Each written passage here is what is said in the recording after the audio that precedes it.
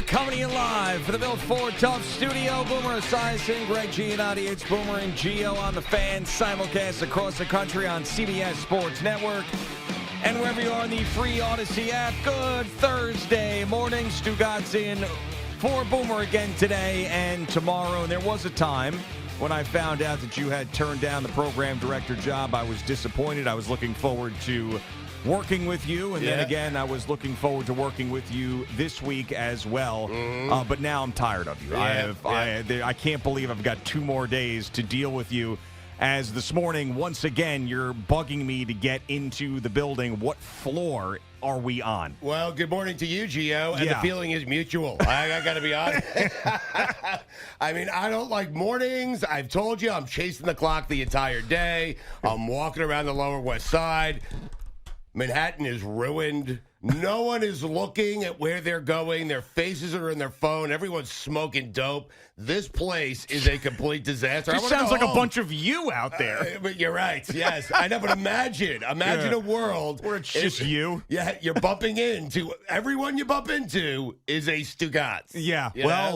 That's what you're getting here. Yes. Some with homes, some without. But that's what you've got. But yes, and then just keep your head up. I mean, everyone's walking into me. At least when I'm walking down the street and I'm smoking a joint, I'm looking up. Eyes are up. I'm not walking into you. Don't walk into me. I mean, Jesus. That is fair. As you're walking down the street smoking a joint, you at least are looking around. Yeah. But yeah. So in addition to you not remembering how to get into the building, right. You walk in and tell me about how you believe you may have a stomach virus. Yeah. And you keep getting closer and closer to me as you're telling the story. I do. Yeah. Yeah. And I'm thinking, well, why are you inching closer and closer to me while you're telling me you may have a stomach virus? Now, I don't think you have a stomach virus. Okay. Because we are well versed here in stomach virus. Boomer gets it every single year. He got out of a porta potty in Kansas City. We know exactly. We got it out in Arizona, too. Right. Boomer gave it to my, at the time, 5-year-old daughter who was throwing up and got it actually on the plane home from Phoenix. So we are well versed, and it ran through my house for 3 weeks after that. So with the symptoms that you have, I do not believe you've got norovirus or the stomach virus. I think you ate something that was a little questionable, and you've been paying for it for a good 24 hours. So since you are well-versed on this particular topic, Dr. Giannotti, you're diagnosing me, and you're telling me, I don't know if it's a stomach virus or not, okay? I can tell you this, and I'm going to be honest with you guys, Al, Eddie, okay, Gio, I almost crapped myself during the show yesterday. Yeah. All right?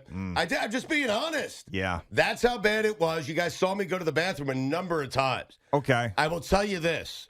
Tuesday, Diana Rossini was in. Mm-hmm. Afterwards, we go out for a little bite. Mm-hmm. I notice as I'm finishing my omelet, she has taken a single bite of hers.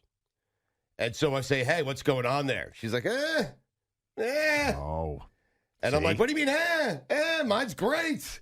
So I start digging into hers. Okay. There we go. And 24 hours later, I'm rushing to the WFAN bathrooms, which I have no idea where they are because no one tells me anything around here. There is no greeting committee. It is fend for yourself and figure it out. Right, absolutely. Well, but then when you do figure it out, you forget how you figured it out the day before and then have to once again learn it again.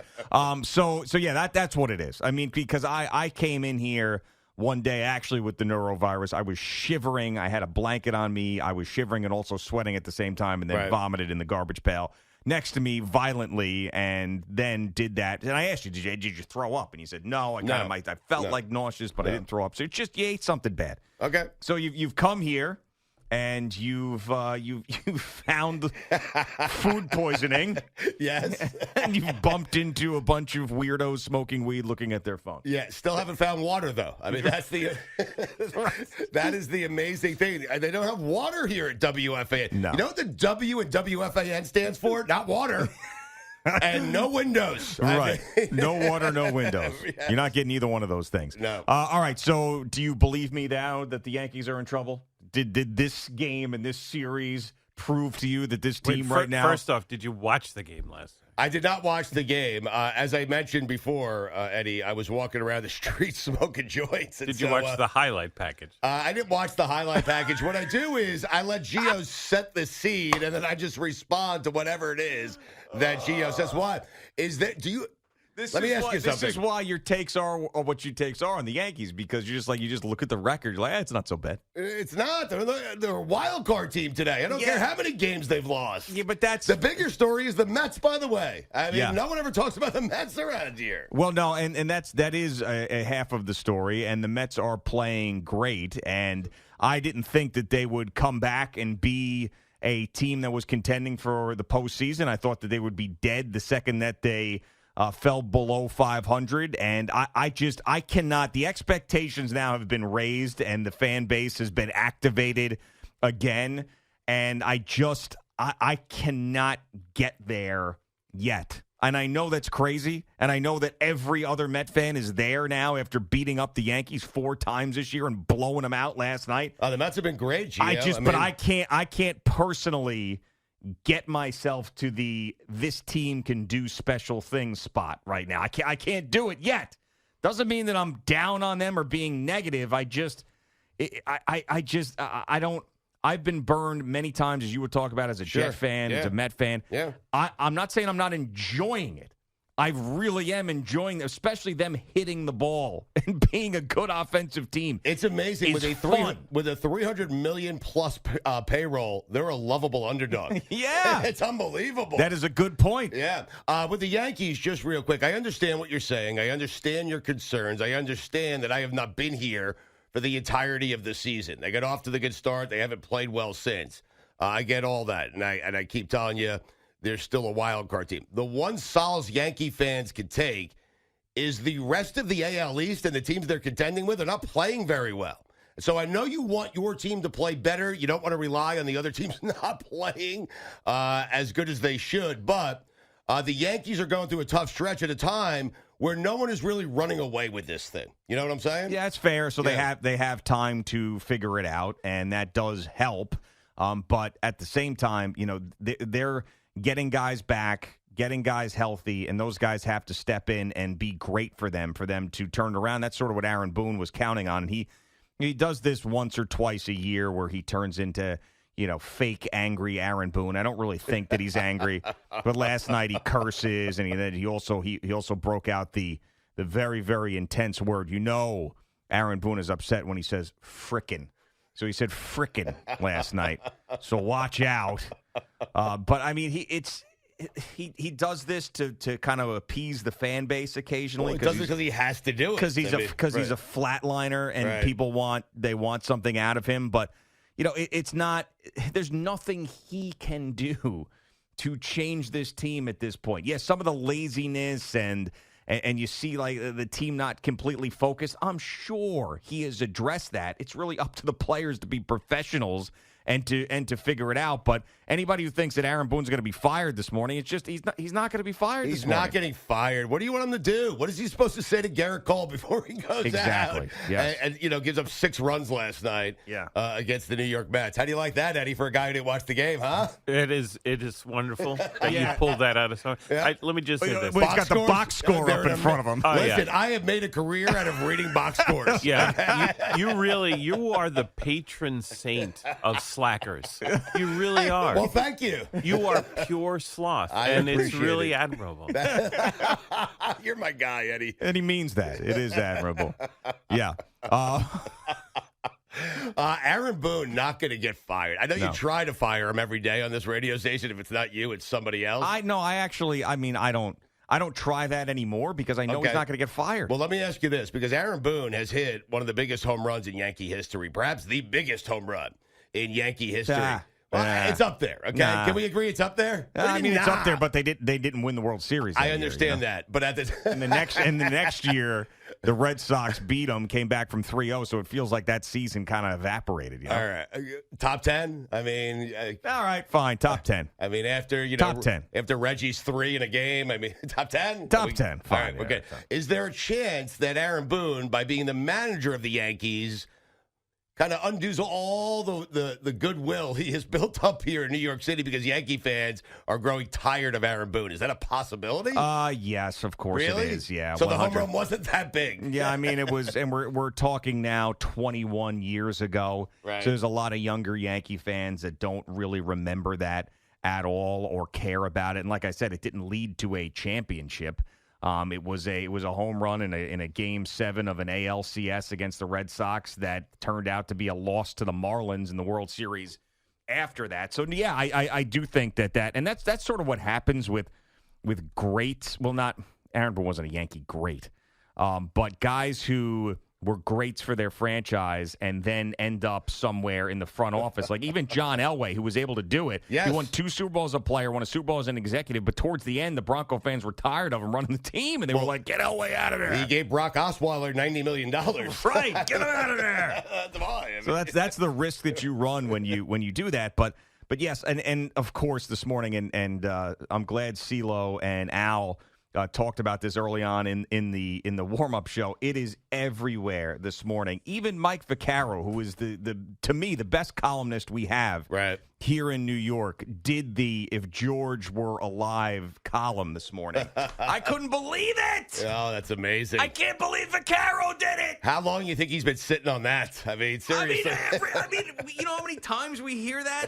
And, like, I do agree with – so CeeLo and Al were talking about this. If you didn't hear the warm-up show, Al was getting on Moose for tweeting out, if George were here, everybody would have been fired. And I do agree with CeeLo that was Moose saying, for all you idiots that are going to say this, it's just stop saying it. That's what I think he meant. Right. But the fact that a whole column was written on it, I was just surprised. I mean, we all know it's a different time. Yes. It's like, think about all the stuff that's changed since like 1985. It's not just a different time. It's 50 years later. Yeah, dude. I know. Like, Right. what are we doing? Yeah, I agree. So, Gio, I realize for Yankee fans, it is frustrating. The team got off to such a great start. You have 2 MVP candidates. I get all that. You have 2 guys, not 1, 2.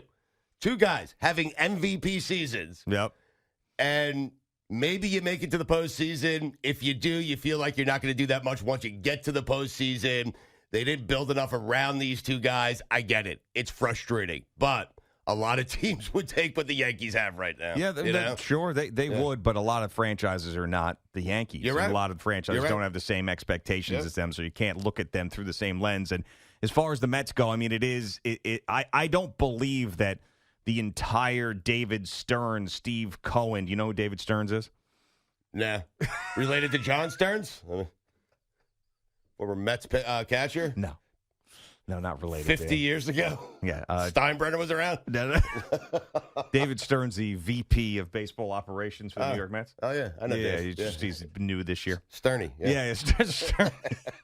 Of course you know Sterney. That's what his friends call him. Yeah. If you had asked me that way, I would have said, of course I know Sterney. You know who Sterney is, yeah. So I don't think that Sterney and Steve Cohen completely changed course in what their idea of what this season is at the trade deadline and then end up trading away prospects or taking on big-time salary at the trade deadline. I don't think that changes, but I do think that they try to get creative and add to this team and give it a shot because – your rudimentary take that you've been giving me the last couple of days of anything could happen in baseball. Well, it can. It can. It can happen the positive way with the Mets, too. The reason I keep harping on this is because 97, I saw a Florida Marlin team, 1997. We're getting closer to when Steinbrenner was alive.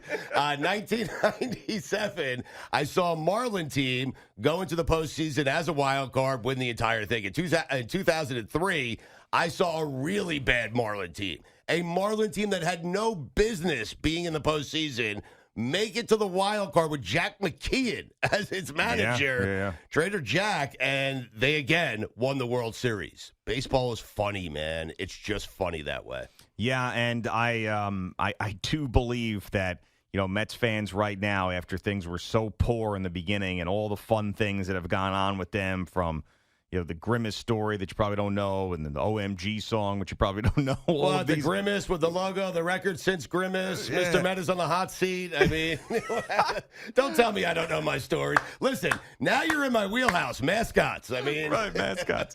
And Sterney. Yes, and Sterney. So It's fun. You should enjoy it. Whatever the expectations were at the beginning of the season, they certainly have changed now. But it's just it's hard for me to envision that this particular team is going to go on some sort of magical postseason run. But this is a hell of a lot better than what the alternative was with this team being dead in August. Let's play this game if George Steinbrenner was alive. If he was alive, would Soto hit the free agent market? Let's just do that for the rest of the show. Yeah. And there's a lot of people that are listening right now like, I love this. This is good stuff. If Steinbrenner were alive. Oh, they love it. Let's go through the entire lineup. They've been waiting for this show for about a decade. Every day they get in the car, they say, is today going to be the day? Are they going to do if Steinbrenner was alive today? Today is your day, people. How about that? Yeah, I mean, I'm surprised this isn't one of your takes in your book. Like, honestly, I know you grew up a Mets fan, but right, yeah. but like this should be in the Stugots book. If George Steinbrenner were alive, all of these things would happen or not happen. It's a separate book. Oh, it's a whole entire book. Yeah, right now we have my personal record book. You can buy it at StugotsBook.com. They're not paying me money, people, so I'm going to promote my book the entire week. Again. Yes. StugotsBook.com. That is a separate book. If George Steinbrenner were alive, I am going. You want to write it with me? No, I do not. Get Stasnik to do it. I will if you don't want to write it. No, I don't want to write it. Very lucrative. Did you hear the numbers I was talking about? Yeah, I don't believe you. I don't believe you. I don't believe you. You have every right not to. So that's where we're at, man. This is where we're at. The Mets are flying. The Yankees are dropping 10-22 in their last 32 games. Yeah. It's been ugly, and it gets even uglier when you see Garrett Cole have the performance he had last night. All right, just getting started on this Thursday morning. Gio with Stugots, who is in for Boomer the next couple of days. CeeLo joins us with his first update.